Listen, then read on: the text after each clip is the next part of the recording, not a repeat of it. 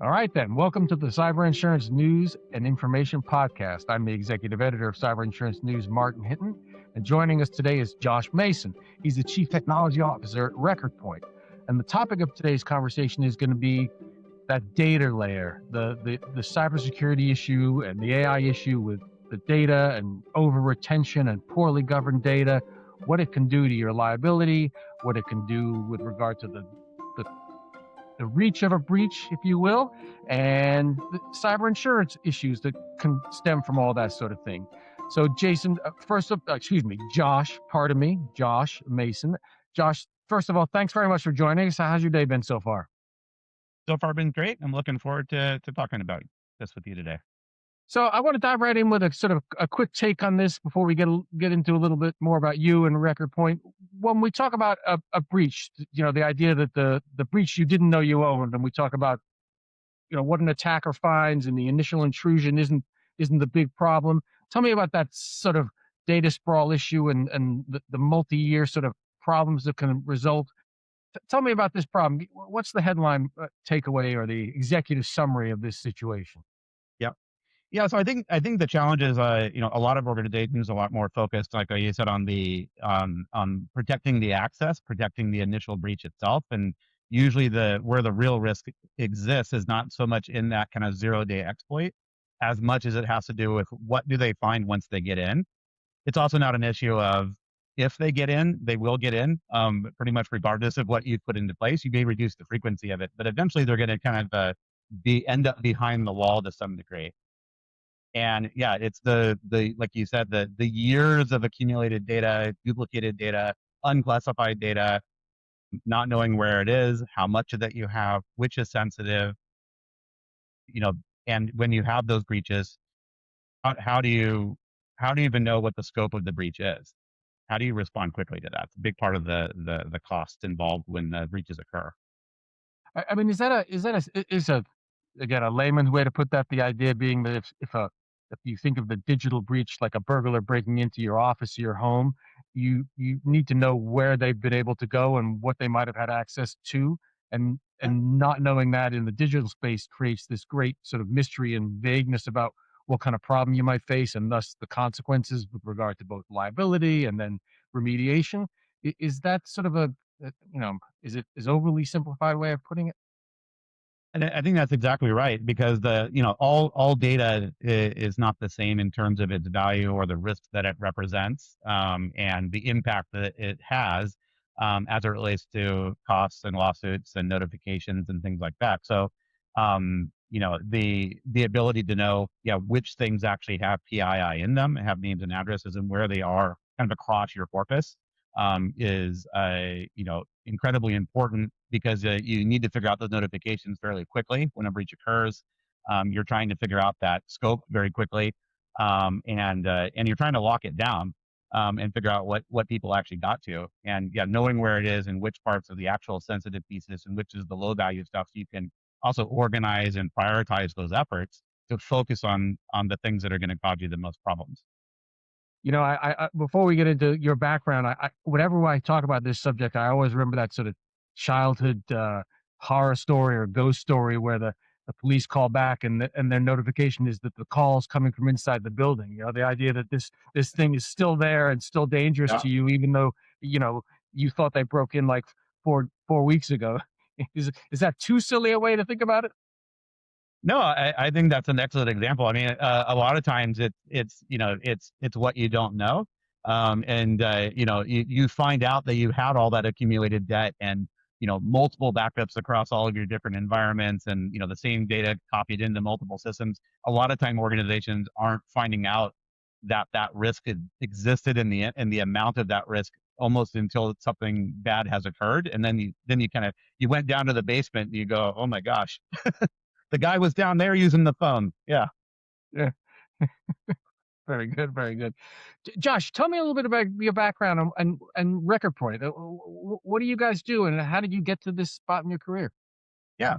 So, as you said, I'm the chief technology officer at RecordPoint today. So, I manage the product organization and our engineering operations organization. And I also kind of fill the role of a CISO at RecordPoint today. I've been with this organization about 4 or 5 years. And what we do is we're an organization, we produce software to become an organization's centralized single pane of glass for basically data governance and platform, data governance platform that basically allows organizations to understand where all their data is, protect their data, manage data across all their content sources. And most of our customers are in this space that's highly regulated. So that's like FSI, government, critical infrastructure, healthcare, insurance, anyone who has regulatory requirements, that's going to have a strong need to protect the data that they have. Um, and so specifically, we've created a suite of products, across records management and disposition, e-discovery and early case management, solutions for like DSAR and FOIA responses. And then finally, in the last couple of years, we've gotten into kind of how do we help organizations with like AI readiness and enable them to actually get more value out of their data corpus, in addition to kind of managing that data sprawl problem. So I've been here about 5 years. Before that, I worked in the service management industry, coming from organizations like Avanti and Sherwell, which also had a high embedding within the same kind of highly regulated industries, and managing data with that. And then I spent about 10 years before that working in travel technology, business intelligence, and I live here in the Seattle area, so have done my required stint at at Microsoft and other organizations around here, and really working just with large scale data problems. Now, I don't want to diminish it, but when you say data, and some people listening might be like, "Oh, that's dull. It's a bit boring." But the governance of this information is really important. It's not some sort of backroom reality now, is it? That particularly when you look at litigation that seems to be in that long tail of a cyber breach. Is there a mindset change here, or do you think there's still work to be done so that you know people understand what's at stake? There's definitely still more work to do, and I think that's been accelerated by AI. And where it's no longer that at least your data was kind of in the back room and down in some boxes, and you could kind of control your access to it. A lot of what we're seeing with the new technology that's coming up is also bringing that used to be kind of buried data that you have, and it's bringing it to the surface, and not just from an attack surface perspective, but it's bringing it into the hands of staff and employees and all of these different workflows and use cases. And so this importance of kind of your frontline staff really understanding how to manage this data and where they have risk and manage it responsibility, or manage it responsibly, has become even more important. I mean, do you think? I mean, you touched on a great point that we hear this about breaches and intrusions. The idea that if you've got a company of 50,000 employees, any one of those people could click on a link. The idea that holistically data needs to be protected from the very bottom of an organization's hierarchy all the way up to the C-suite. Is that is that mindset more in place at the top level, or are there still sort of misunderstandings about record retention and record governance that exist at the highest levels of the companies that you see out there, whether they're ones you've dealt with or just the news in this subject area? Yeah. Um, Look, I think there's learnings to be had all up and down the organization. I think that there's a lot of programs that need to be led from the top in terms of making that requirement around training, driving the kind of records management and data governance disciplines through the company. And down at the bottom, it's also recognizing that a lot of organizations are a bit behind in their data governance policies and providing that training. And so there's a lot of individual responsibility that's being placed on individual people to help with data governance, even in the absence of that training and controls and enforcement that may not exist within a company. It occurs to me, and maybe this is a standalone segment I can pull. When we say data governance, can you just break that down for me? Maybe explain it Mhm. to me. I'm a fifth grader sort of way, so that I can make sure I get it. And I think I do, but as I've joked before we were started to record, journalists don't get paid to think; they get paid to be sure, and that's why we ask questions.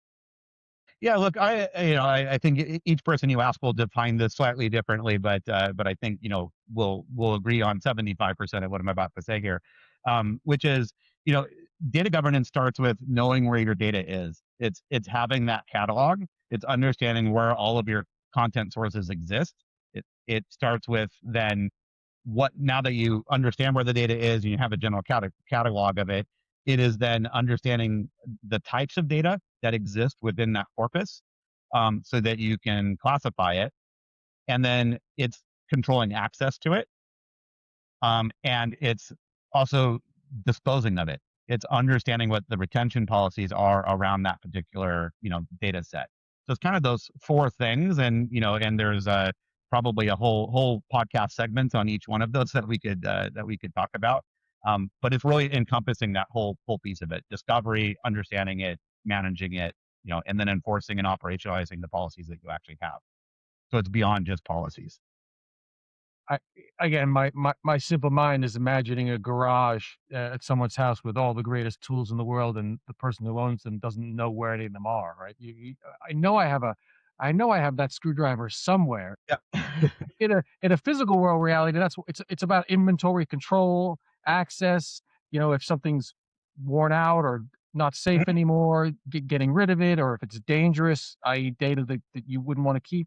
So this governance spans everything from the practical, should we keep it, to the, oh, we need to keep that for 7 years or however many years that it might be.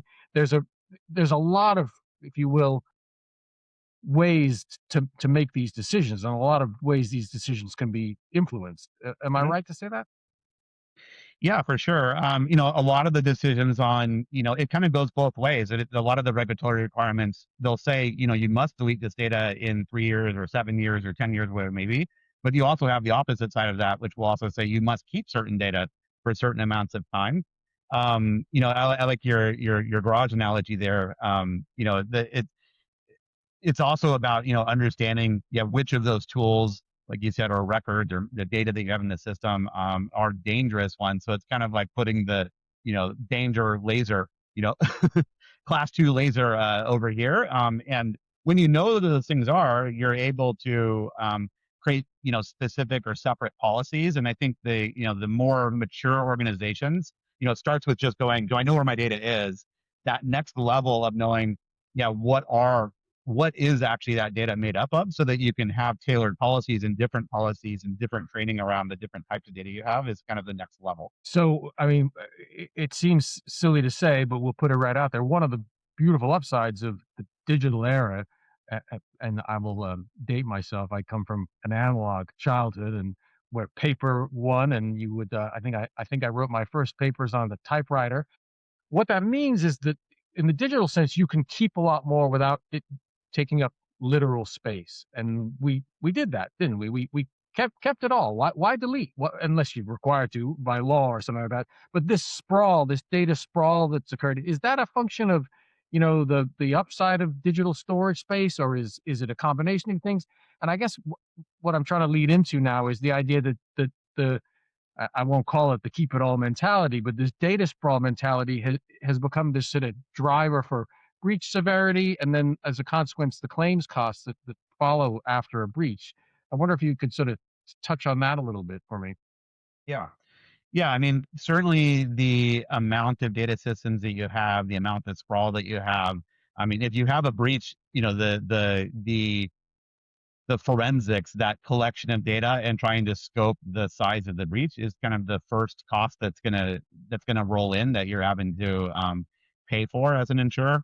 And if you have one system that's well maintained and you can, answer the risk and the breach question fairly quickly, you're gonna have low costs. If you start having, you know, copies of data across backups into multiple SaaS systems, you have, 35, 40 business systems, and only say two of those have records under management that you're actually really have any insights or awareness into, you're going to have a lot of manual effort into, chasing all of those other systems to understand, what the actual impact severity is of a breach.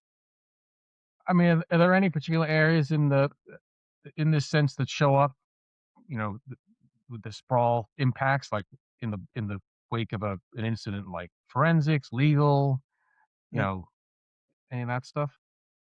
Yeah, for forensics certainly is the first part, which is basically just trying to answer the question, the scope of breach. That that's where most in the immediate cost comes from. And also, if you look at the IBM cost of data report, they look at you know uh, what the cost of a breach is, and then also how much that those costs are reduced by the different amount of controls or the maturity of records management that you may have within an organization. I'm trying to comprehend this idea that if your data is poorly managed, poorly governed, to use the term, and someone gets into your system, does the disorder that you might a- associate with poorly governed data make it harder to see where that person or that entity could have traveled within your system because it's a little disorganized and not segmented and organized the right way? Or it's just is it just a volume issue where there's just a lot of places now?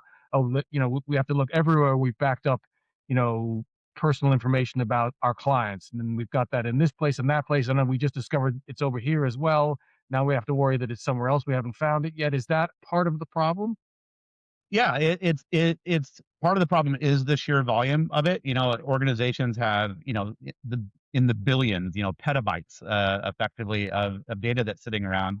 A lot of it, I will say, in breaches, and when companies come to us, sometimes they weren't even aware that they had data sitting in some of these places until the breach occurred, and they looked at where that attacker actually went within their kind of bubble, and they'll find that, oh, we have data over here that hasn't been touched in 10 years, but it turns out it's full of social security numbers and customers' names and all these things, or log files that didn't have retention policies that get picked up.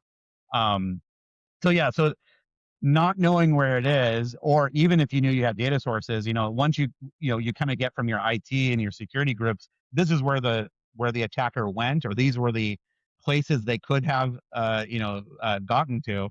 You're trying to then immediately figure out, well, was that high value or low value content that attacker had access to? Because the next thing you're trying to get to is you want to be compliant with your notifications on the breaches, and you again, those generally include some instruction around the type of data that was breached or leaked, and so you're trying to get to that answer, very quickly. But yeah, having it sprawled across SaaS systems and file shares, and just the mass volume of it, which is why if you can just reduce the volume and have a policy where you start deleting and have a disposition, you're going to reduce the cost and the total time that's spent on forensics and those initial pieces. Is that the worst case horror story scenario there, that you suddenly realize you've got, social security numbers from people 30 years ago, then you don't even know if they're alive anymore? I mean, how much worse does it get? That's pretty much that. I mean, that's pretty much it. Is when you discover that you actually were holding on to all of this risk within the company that wasn't on a risk register.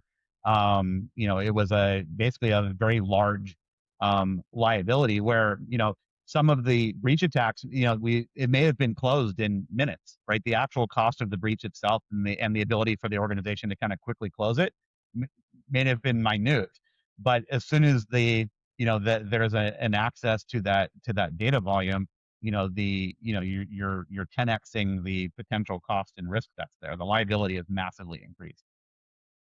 I mean, if someone's watching this now at a company, is there anything they could do in the next 3 months to reduce this issue and the severity of it for them? Is there a first step other than calling you, of course? Yeah.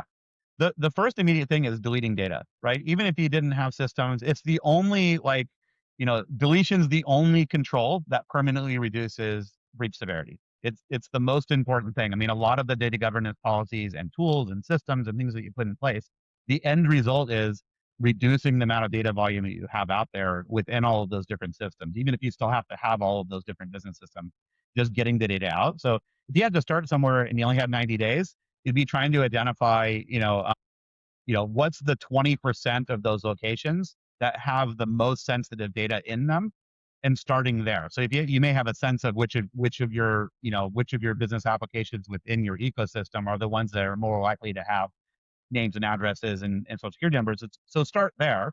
And then actually have some meaningful deletion that occurs. Make some quick decisions. The document hasn't been touched or updated in 10 years. Does it really have any business value? Most regulatory requirements on keeping data, have expired by that amount of time, and actually do a meaningful deletion. That's where it starts. Look for stuff that you can get rid of. So I mean, basically, it's I don't know, a spring cleaning. Is that a garage sale to where you burn everything like a bonfire to get rid of the things you don't need that have no value to you anymore? That's exactly it. I mean, if the document hasn't been viewed, it hasn't been updated, it's bringing no value to the organization. It's bringing no value to any staff. It's not helping anybody within their work. And the only thing it represents is liability and cost and future risk and brand reputation. And it all represents damage. And so, yeah, it's taking the time to go through. Now, if you have tools or you have systems in place that help you identify immediately where those 20% of high, risk items exist, you can, more quickly focus your energy. But if you like where I'm at now, with RecordPoint, we're the data governance platform for New York City, for example. And they're made up of like 70 different departments, and you can imagine the amount of business systems and things in place there. And the way New York City approaches this problem as a very large organization is you do it department by department. You can't solve some of these big problems, especially if you want to do something in 90 days, where you're going to say, I'm going to solve this for the whole company. It's usually best that you can narrow it down to a department, find the people in your organization that are going to champion this and understand what the risks are. And then you can accomplish something real in the 90 days, because the goal is to get to the actual deletion part of it and not just, like, say, a policy. Right. Having a good idea. The joke I would make in that scenario is you can talk about digging ditches and everyone can have an idea about the best ditch in the world. And unless someone actually picks up a shovel and digs, there's nothing getting done. Right. I mean, you have to act on the advice. That's exactly it. Yeah. And so you have, again, it depends on where the organizations are at in their kind of maturity cycle. But, generally it starts with you have nothing, and then you start to create policies as a little bit more of a checkbox. And then it's about operationalizing those policies and then enforcing the policies. But yeah, ultimately you want to make sure as an organization that you're not stopping with, I have a policy, that you want to make sure that, that those are being executed, the policies are being enforced and executed, and that you can see logs and audit trails of behaviors that represent your policies actually occurring within the organization, if you actually want to see real risk reduction and real liability. Because the policy itself, if you end up in a lawsuit and stuff like that's not going to really save you much in the cost. It's the fact that you were, actually enforcing it and actually reducing the number of records in the breach and, involved in a matter. Yeah, you remind me of the famous line about policies where you've got the check the box feature. That's the policy. Whether it's actually being executed effectively and to the letter of its existence is the meat in the sandwich, if you will, the thing that actually Yes. reduces costs and liability and that sort of thing. You touched on something now, and it sort of transitions us. You talked about policy and that sort of thing. And one of the big issues now is we see artificial intelligence, or AI, sprawling across, to use the word of the day, our lives and our businesses, is the governance of it and the rules around it. And you hear phrases like shadow AI or silent AI and how it affects tech E&O and that sort of thing. And I guess I'm curious what you think about sort of the untracked risk and the sort of everyday usage of this now with regard to data control and it being, I mean, the scenario that's the simplified version is someone puts a contract into an LLM that's not, walled off in some way, and suddenly whether or not that's readable by someone else would seem like not possible. But it's outside of your space now. It's technically not shouldn't have happened. So if there's a record of it, it's a problem. I wonder, as you sort of consider this, and the idea that what we've been discussing is that data collection has become easier in the digital world because we can keep more of it with less physical space. But now with AI, you have the ability to do much more, much faster.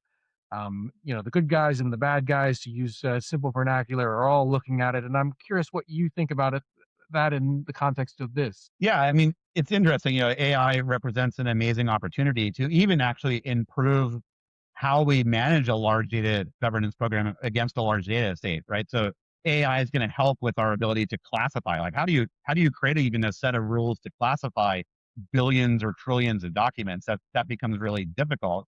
With an AI system that can look at that content and make those classification decisions, it means that you're going to be able to potentially have a better set of classifications with a higher amount of accuracy.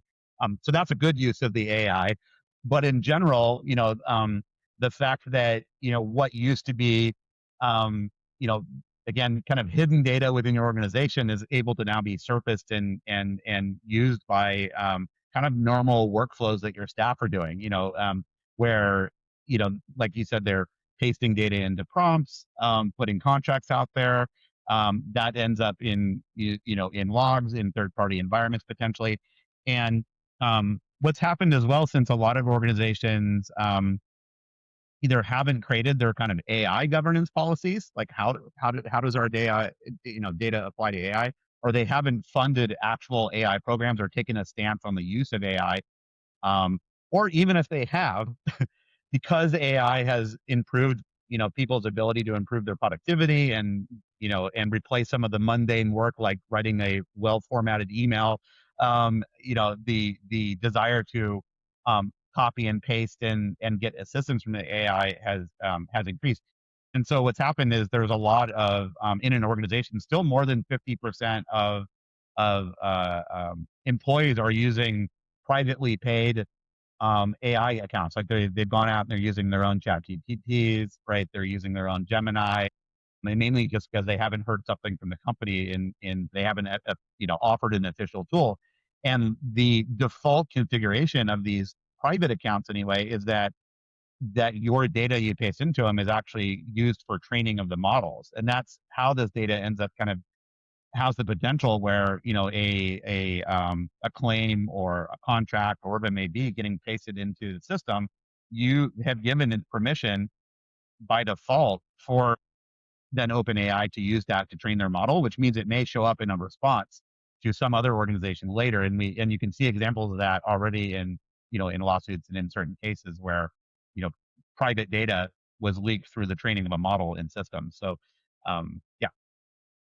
Yeah, I mean, it seems, given the scale of, some of these LLMs, that the idea that I or any individual could put something in on their terminal or their phone, if you will, and it could become evident that it exists in the LLM's intelligence Mhm.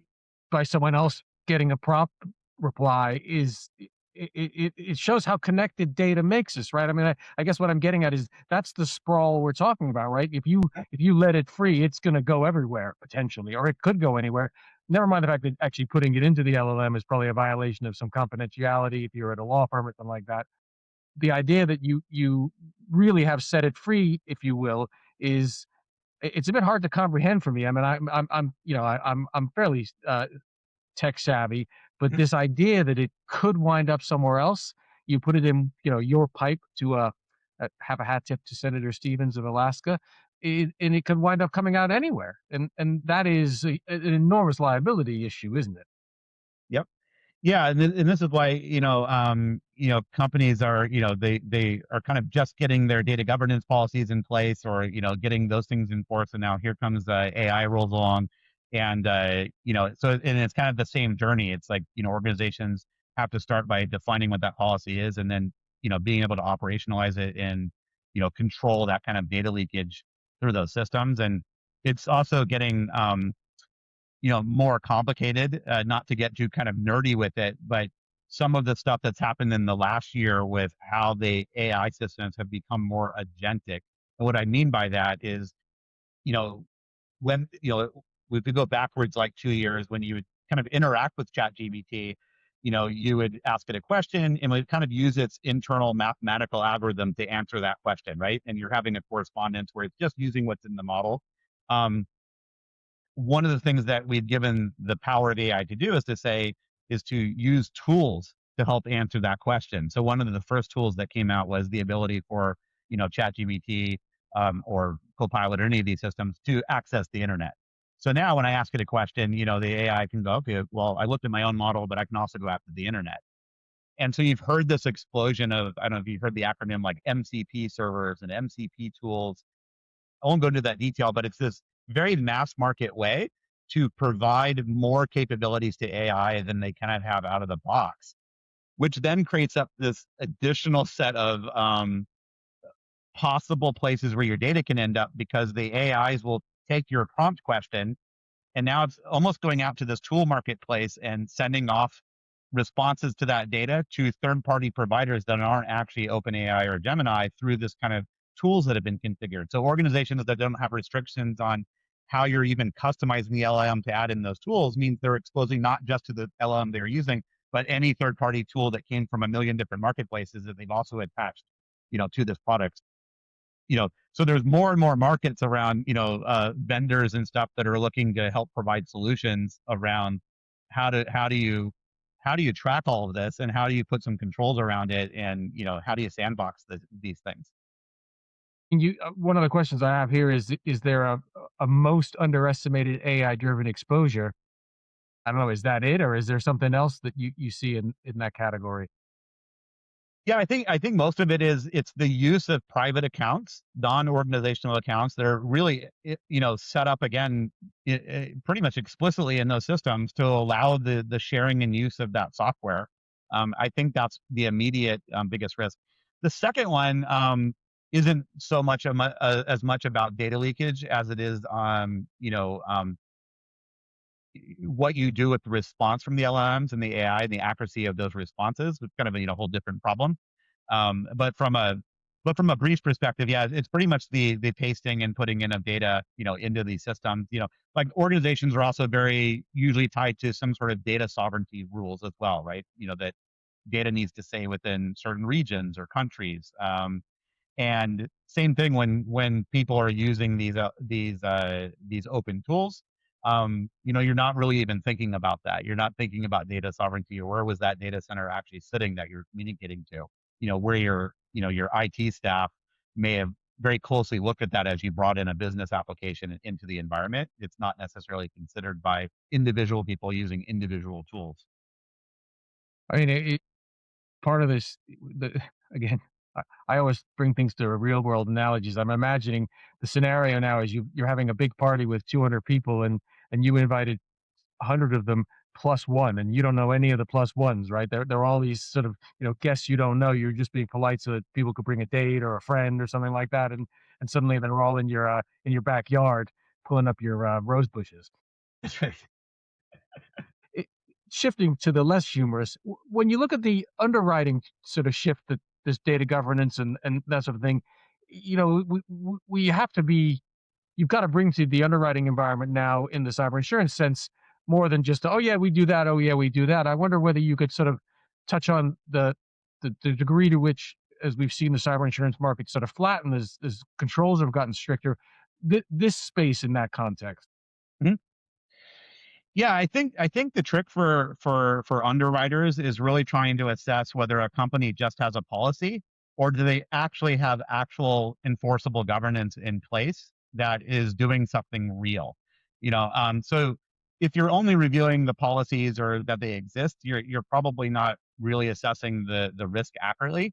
And I think what you really want to ask for is asking for evidence of that kind of defensible retention, defensible deletion. So not just policies, but actually logs that those things are actually enforcement. So I'd be asking for something like that. Um, Asking questions about what percentage of your data estate is actually classified and mapped. And some organizations will be able to tell you, well, we have 40 business systems, only two are actually mapped that we know what we're talking about. So it's a really important question. Um, they may say, well, yeah, we have a tool, and all of our systems are mapped. We at least know what's there. But that second part of the question is saying, well, what percentage of it is classified? That's really important because you could basically know I have data, but you don't actually know which parts of it are at risk. So that's another important bit. And then I think, if you are asking the question of, how quickly can you scope sensitive data exposure, like during an actual incident that happened? Do you think that you could respond to that in days or months? Because again, kind of going back to some of the initial things, a lot of the cost that drives these things is that initial digital forensics. That's going to be the first bill that we get.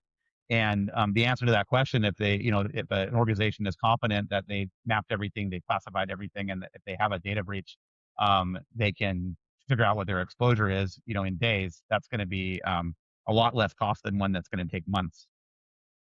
Do you anticipate sort of I mean, MFA is the current thing where you got to prove it. You can't just say you have it. Now, do you think that we're moving to a more universal, concrete demand for proof, not trust? For sure. I think a big part of it is asking for evidence that these exist, and a lot of the standards that exist, same thing on the like, if you're doing an ISO 27, '01 standard for like a SaaS data center, they look at your policies, but they're also looking at, what evidence are you able to produce, and can you demonstrate that these policies are actually happening? Do you have logs? Do you have these types of things that exist?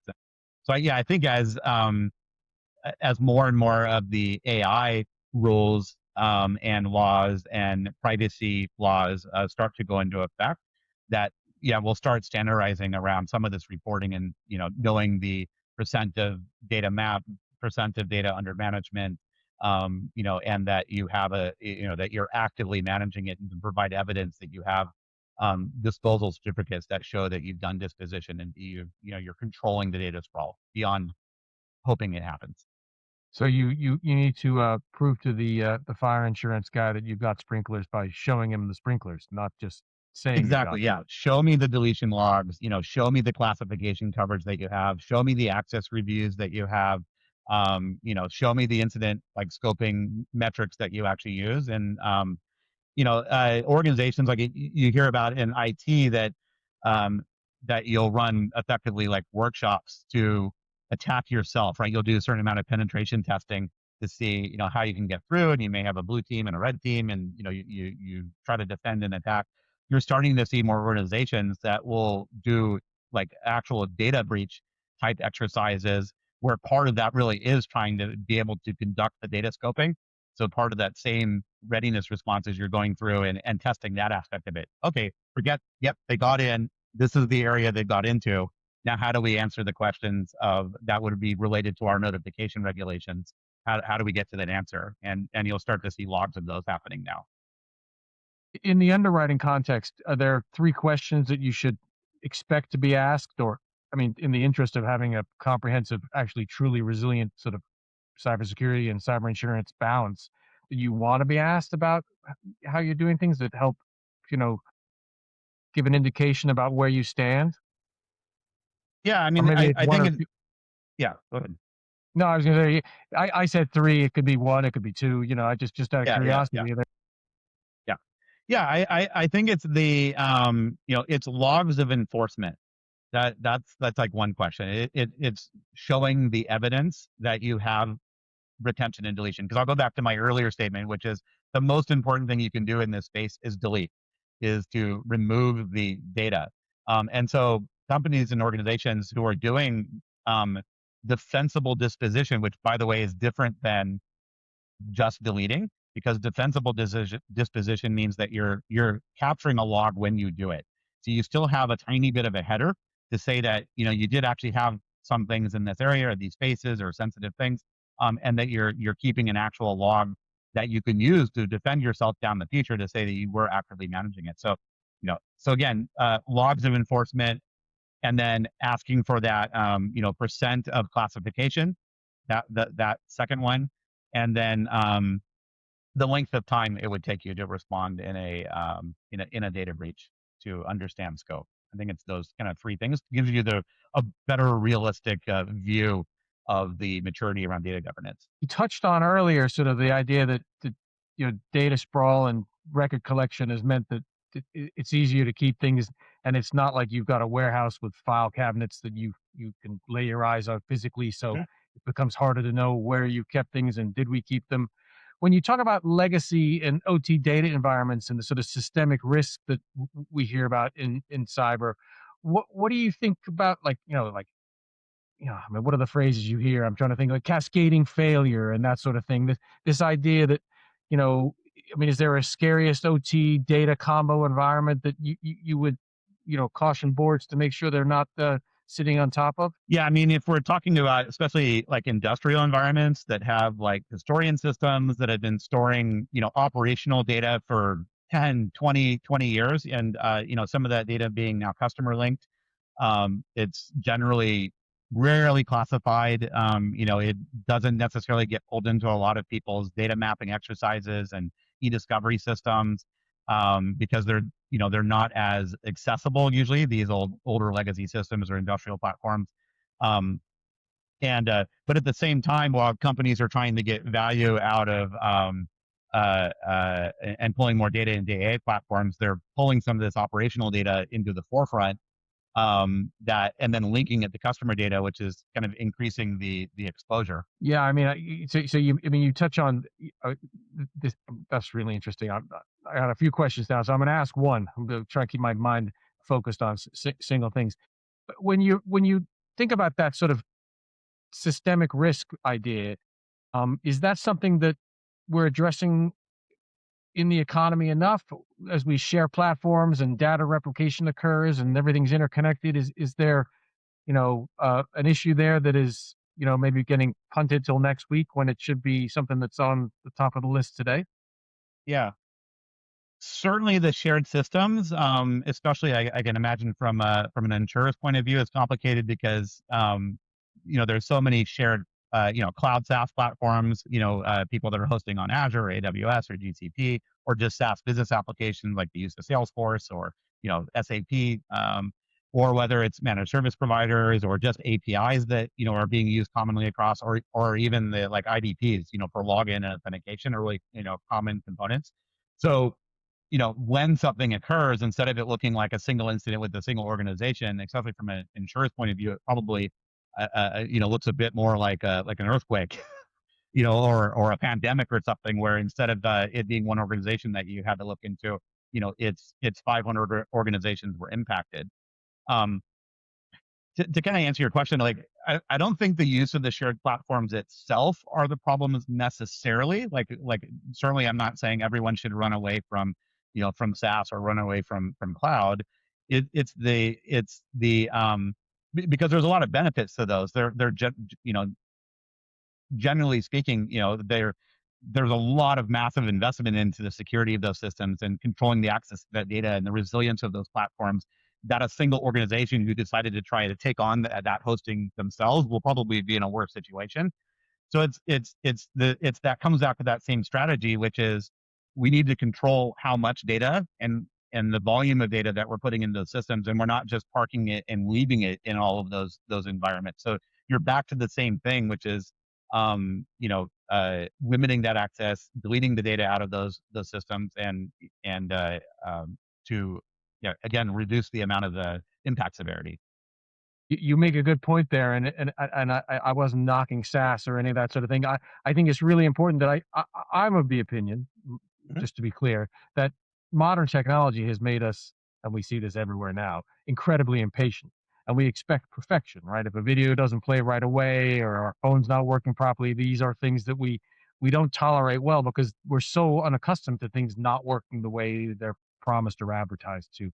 And I think that it's very important that in this context, because you've touched on it a few times, I think there's sort of the sky is falling, and I don't want to sound too like too much has gone wrong, but this Yeah, idea that these things are inherently useful for reducing friction and time and cost and complication for all sorts of business activities, and just and like anything involving people, there's going to be bad actors and they're going to look to take advantage of things. And I think that that's, again, a lot of this reporting and a lot of the reporting I do, and I suspect a lot of what you do, is always about what's gone wrong or what shouldn't be the way it is. And that's all well and good, but that's not a new problem, right? Those are sort of the situations we've encountered all sorts of times throughout human history. With regard to that and legacy systems, when a legacy system gets hit or a legacy environment gets hit, the data scoping and the sort of the idea of that the forensic part of it, mhm, that's a big driver of the cost and the time, which also is money. yeah. Is that a fair thing to consider if you're in one of those situations where you've either got a legacy environment or a mixed environment?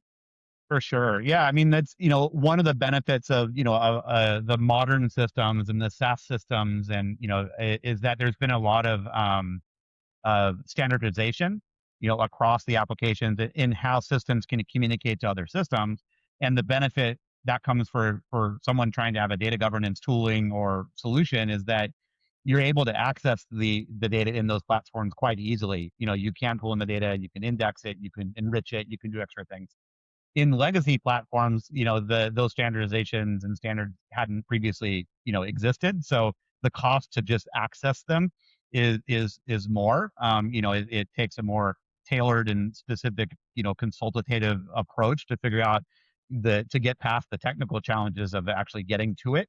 And then, pulling it then into a system where you can do digital forensics and you can do the searching and you can do the analysis. The cost is going to be much greater for any sort of legacy platform.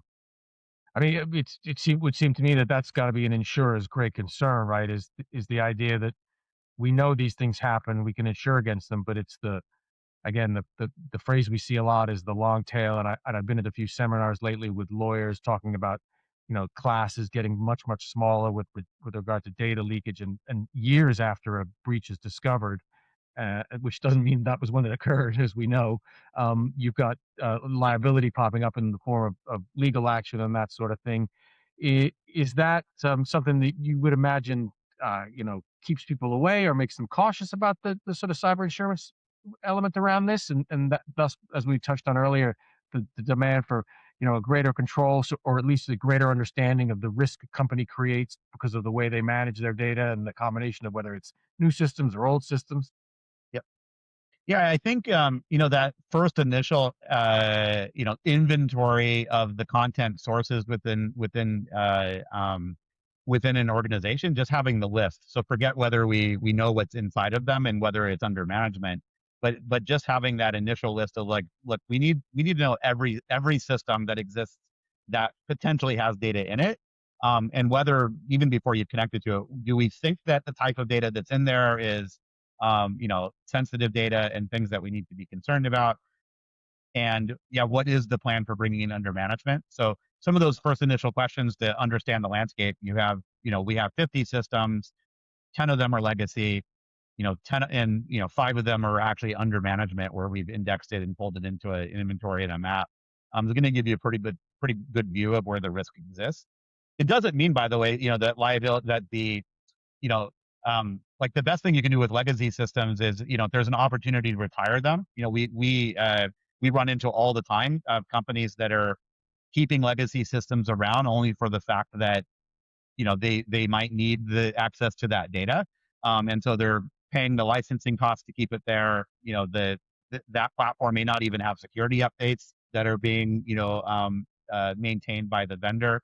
But there's an opportunity for many organizations to retire, do what's called application retirement, where they can take the data out of that legacy system and retire it into a system that actually is secured and protected. And so we do that quite a bit for organizations where we're basically saying, they're basically saying, hey, we have this legacy system. We still have potentially need for active data within this platform, but we don't really need the system itself. We've already moved on to another ticketing system, or we've moved into another CRM already, but we just didn't migrate this data, but we still want it available. Great. You can dump it into an application retirement platform. You're going to cut your CFO is going to love you because you just crossed off a legacy license you've been paying for no reason. Your business users still have access to the data, and your risk officer is happy because you reduce the liability of that data because it's been pruned out of an insecure platform that's been sitting on your network. And if it's put into an application retirement platform like RecordPoint has, it's also doing the scanning to tell you what is sensitive within that as well. I'm imagining a grandchild convincing their grandparents to take the money out of their mattress and put it in a bank. Is it? I love your analogies. Yeah, that's a good one. I'll be using that. Yes. You can use that one. All rights reserved, I guess, or Perfect. copyright pending, or something like that. You've touched on a couple of these, and sort of the next section of the interview that I wanted to get into is sort of a practical advice. That if a company is sitting there today, and spend is not unlimited, but if you're given 30 days with a CFO, what do you do first? You've touched on some of this, and I got a few things here, and I'll rattle these off to give you some thoughts. But you got to find the data that matters, stop the bleeding, retention discipline, access controls that are tied to what the information is. So if it's every single flyer the company's ever created in a PowerPoint for the picnic every summer, that's not particularly concerning. If it's social Mhm. security number for every client we've ever had, problematic, right? And then the evidence of enforcement, this idea that you could say you go to the gym, every week 6 times, and you go to the doctor, and the doctor's like, yeah, well, your blood and your body weight and your BMI say something entirely different, right? Like, these are there needs to be, the promise and the proof need to come together. So in that context, when you walk into an organization that like a lot of places, this is not an uncommon problem, or maybe a little unsure, or they've got mixtures of old and new and stuff. What do you do? Where do you start? Yeah. It starts by that initial list of where do you have the data. That's where you have to start. What are all the systems within your organization, and then identifying where the crown jewels are. Where is where is the sensitive data? That's going to really drive breach costs. Um, so yeah, so basically identify where everything is, have that mapping, have the inventory, stop any new sprawl. So if you didn't have policies and enforcement around AI, or how you use additional SaaS platforms and systems, put guardrails around the AI usage. Define your policy, put some enforcement. We've talked about AI before. There's tooling, like we have a product called Rex Command, that helps you discover some of that shadow AI capability we were talking about earlier, where uh, and you can put one of those types of things in place. Third is actually delete expired data. So anything that you can basically say, this is older than 10 years, or it's rot, as they'll call it in the records management space. It's redundant, obsolete, trivial, duplicate data. Actually get rid of that. Restricting access to those where those sensitive data things are doesn't necessarily require they have a tool. Again, we have another tool, RecordPoint permissions insurance. So one thing that we're able to do as well is to say, hey, we see where you're sensitive, where your crown jewels are, but we can also tell you if the lock isn't on or the door was left open. So that's on the kind of the protection side, and so restricting access to those, and then uh, make sure that you can prove everything that you're doing. You can produce that evidence, that your processes, the tools that you have in place are configured to produce those laws. Because again, it's not enough to just provide your policies. You need to have the logs and the evidence to say that you're actually actioning and doing it. You touch on a lot there, and I wonder whether there's something that rises to the top. Like, we hear about, there are three big things in, cyber insurance now. One of them is always MFA, and increasingly it's proof that you actually got it everywhere, quote unquote. And I wonder whether there's anything in the governance of data realm that fits that same category, that it's something that, you got to have this. Yeah, yeah. It's that knowing and understanding. It's those two initial pieces. Connect to your data sources, understand what you have there. Everything starts from there, because it allows you to also tailor your response. So, for example, if you have limited resources and limited staff, and again, you can't move an entire organization, all their data corpus at the same time. Like I said earlier, many times you may start within a department in a company and look at the tools they're using, to understand what data do they have, and which things have risk. Um, you may want to start from the perspective of actually how do you manage the data within those different systems themselves. It would probably seem obvious to anyone who's been listening to the whole podcast for this long, but one of the things that I think is certainly hard for me to get my head around, as much as I understand it, but on an individual level and then even on a corporate level, that data has value in a way like any other thing, even though you can't put your hands on it in the same way. Is there a I mean, I don't want to turn you into a psychiatrist, or at least pressure you to. Do you think there's any kind of like the nature of the ones and zeros of this digital world that makes it a bit abstract, and that is something that impacts, individual, and everything's just a bunch of individuals, right, collected together. It makes it harder for the security to go from the top to the bottom, as we touched on earlier, and that mentality to exist that stems into even to your private life, or even goes from your private life into your public life, your work life, where you realize why I don't know why MFA matters, why you need to protect your data. We've taken all of these things we value, both on a personal and professional level, and we put them into digital spaces. And we haven't done a great job of making sure those digital spaces are secure, or even understanding how to make them secure in a lot of ways. Do you think there's a sort of a broader need to educate, I suppose, at like a community level about this sort of thing? Yeah, for sure. I mean, I think, the general public has kind of, been on this journey now for a while, as, the amount of attacks and breaches and phishing attempts and, things of that nature has just kind of increased in general around, securing your data, securing access to your data. And, even the invention of, having to do MFA and having to have, controls like that in place. Um, yeah, I think it's a journey that's continuing. As we get into AI, people are going to have to ramp up on all of the aspects that exist around AI. Um, a lot of the you know like I think that one of the things that's gotten better over the last few years is like phishing, people being able to recognize phishing attempts, for example. There's a lot of good tools that have come out, like KnowBe4 is a pretty well known company in that space, where they do fake attacks effectively on an organization. You can contract with them and they will attack you, right? They'll send fake phishing emails, they'll pretend to be your CEO, they'll do certain things, and then they'll track whether people responded to those and whether people did things that would put the company at risk. And then you can report on it. You can say, hey, when we brought in this program initially, we were subject to 30% of our staff actually fell for the phishing attempts. And then as you start to enforce and put in more policies, you can see that your company wide billability or your resilience to a breach would reduce. And I think we're going to start seeing. I think there's an opportunity for for some vendors in the market to create similar tools in the LLM space and in the AI spaces that would start to inform and track whether the use of AI or the use of the tool, hey, you actually did paste in something you shouldn't have pasted here. Tracking and looking at the odds. Hey, you're using this data to make decisions when it probably shouldn't have been in this context and things of that nature.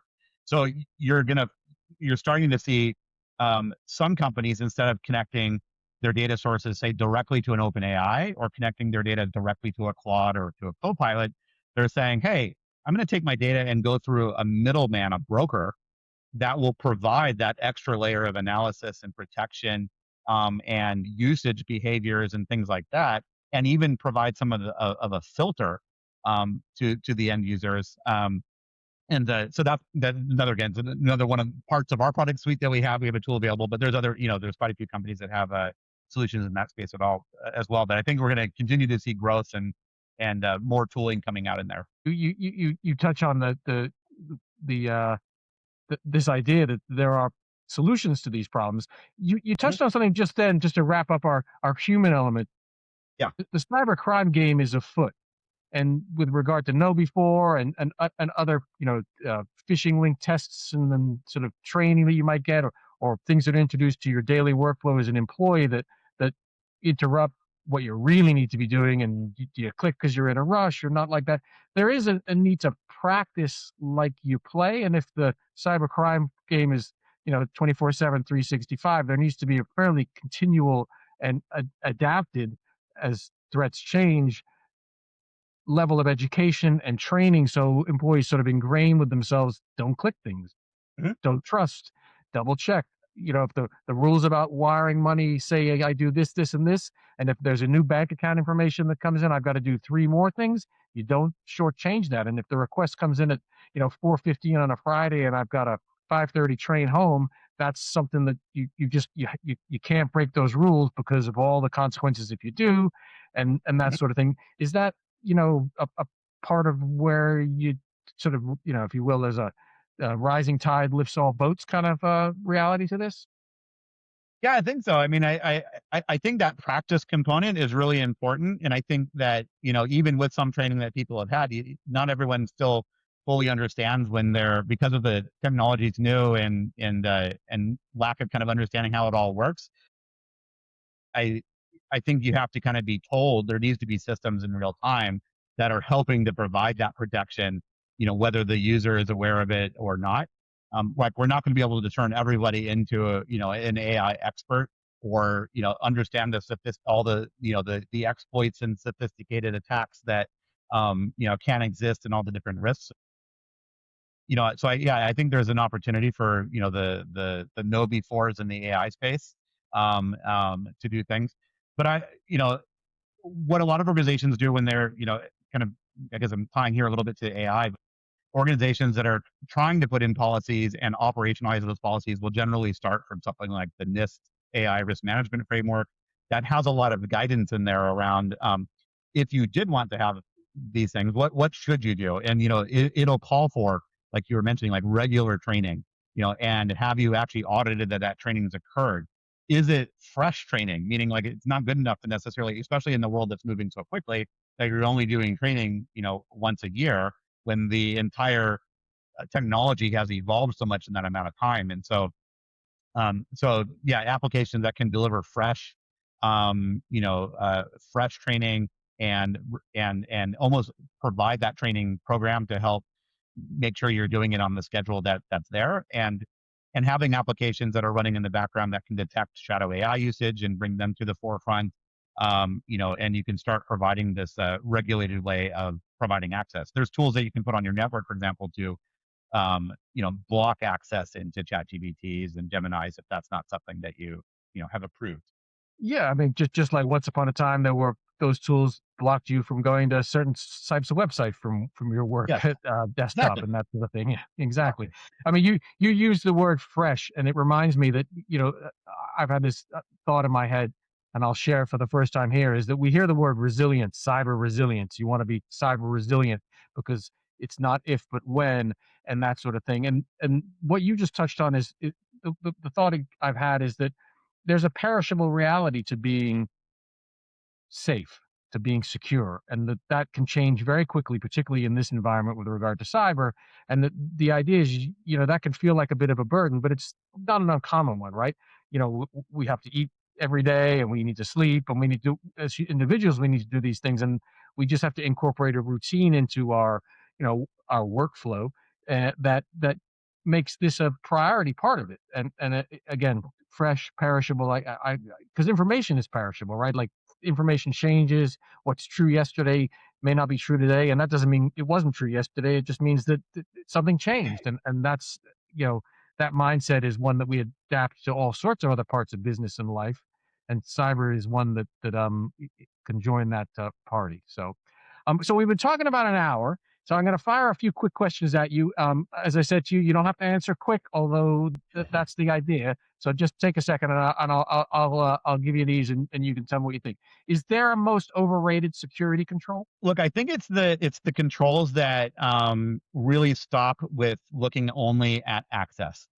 And that's, I think, a lot of organizations. It's the controls that are they're the only thing that's enforced, the only thing that's monitored, the only thing that's logged in an agency or an organization is just controlling the access to the data. I'm not saying it's not important, but what we've seen is that you will get breached. It will actually happen. And so, ignoring the controls that will control the severity and impact, that blast radius, is, you can have the best controls in place to stop access, but it ultimately will fail. Instead of having, breaches 100 times a year, maybe you only have one every 5 years, but it will happen. You made me think of Raiders of the Lost Ark, and if I had a warehouse full of valuable antiques, and I had a lock on the door and a camera on the front door, but within this 200,000 square foot factory, or excuse me, this 200,000 square foot warehouse, with all this valuable stuff, I didn't have any other cameras, so I wouldn't know where it had gone or whether something had gone missing. I'd have to do a total inventory.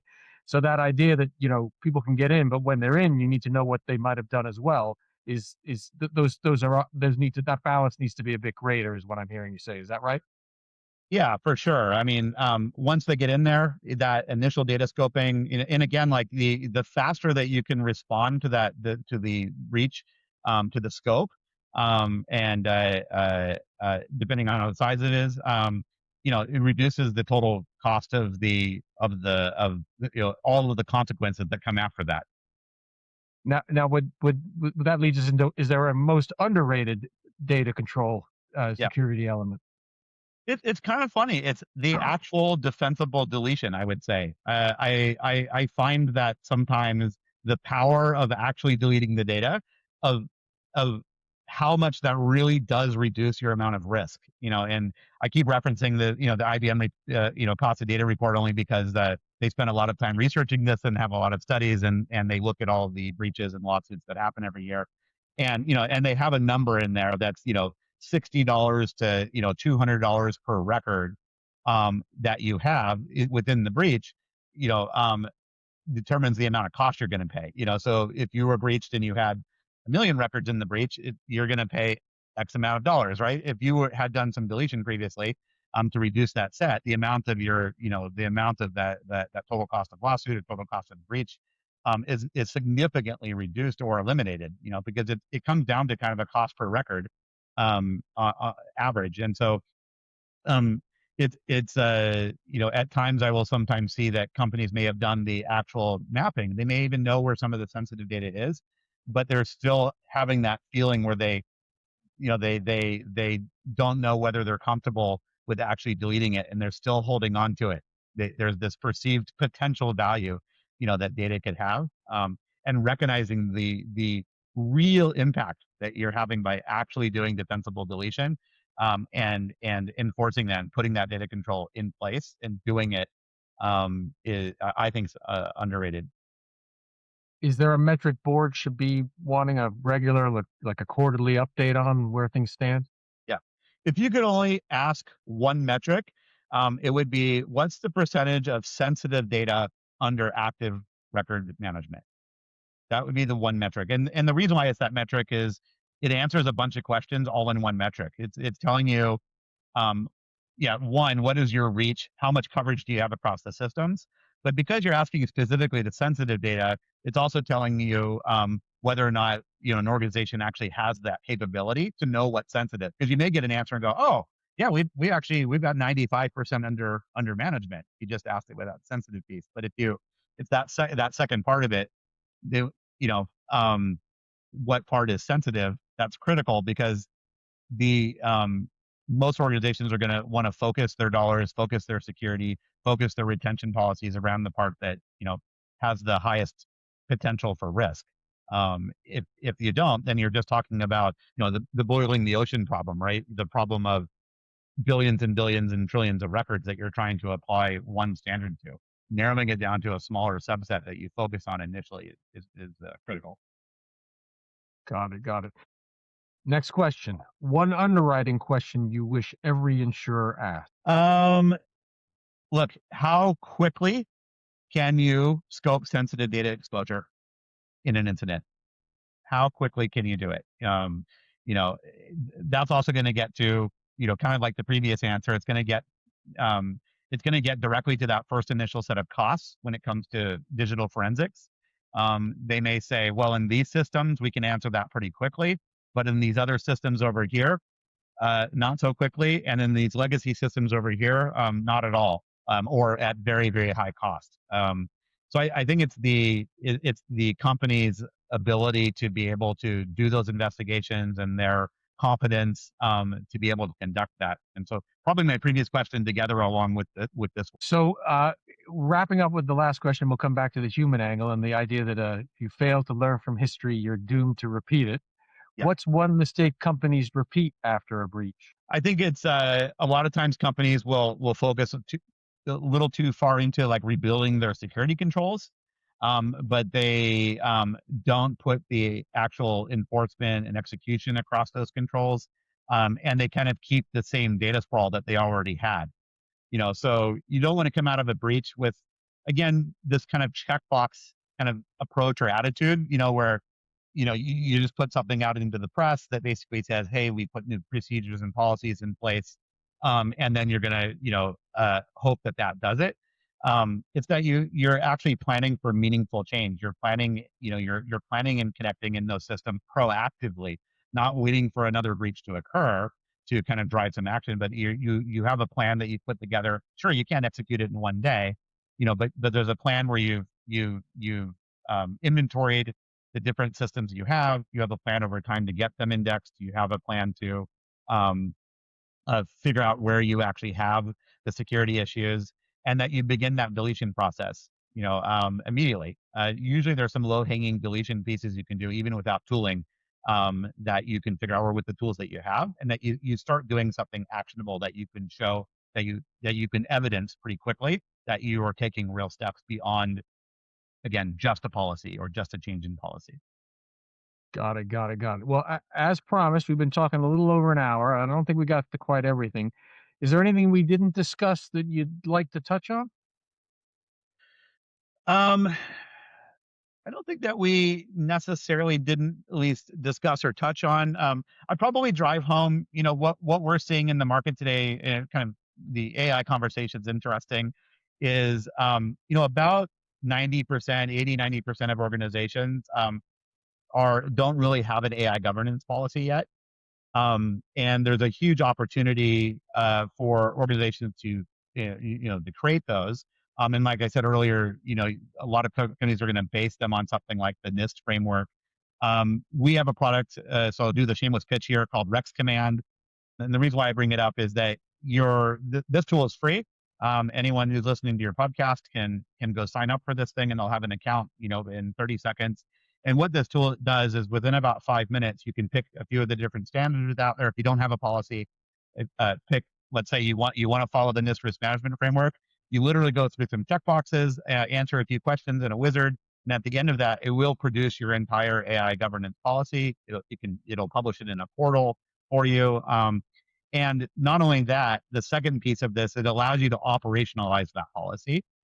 Or if you have a policy you already have, you can pull it into our system. We'll help you operationalize it. So that tracking of what are the models we're using, what are the systems we have, where is my data at, what training do we have? Actually, the training programs themselves, that it can help administer those.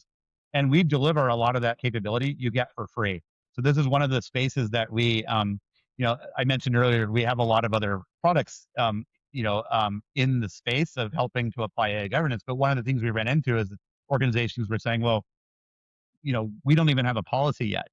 So, we're not mature enough yet to basically, do these other things. We need a policy. We need to enforce that policy and detect shadow AI and stuff like that. So we've put this tool out here as a way to help address that at low cost, and give people a place to start. And so I'd recommend people check that out. And there'll be links to all that in the show notes, so you'll find them there. And you touched on something I've said about this particular part of our economy, cyber insurance, cybersecurity. It's in its infancy, and like any business is in its infancy, there's a lot of opportunity for the customer as companies look to grow market share and increase their bottom line. You have this, and other people have very similar ideas where they'll, if you will, get you in the door. First one's free kind of thing, but they're genuinely designed to make you customers that are good to have, and the rest of your services make useful, whether it's making someone insurable at a good price or making them someone that you can provide your more, sort of middle and top tier sort of services to. So that's quite interesting. Is there anything else, Josh? Anything else you want to discuss? Look, I think we've had a pretty good coverage on the conversation, and like I said, I think the biggest thing, if you take away anything, is go delete some data. go find some data, and start the process. Delete something, even if it's only one record. Yeah. As my environmentalist friends would say, just do it for the planet, for God's sakes. Exactly. Do it for the children. Yeah.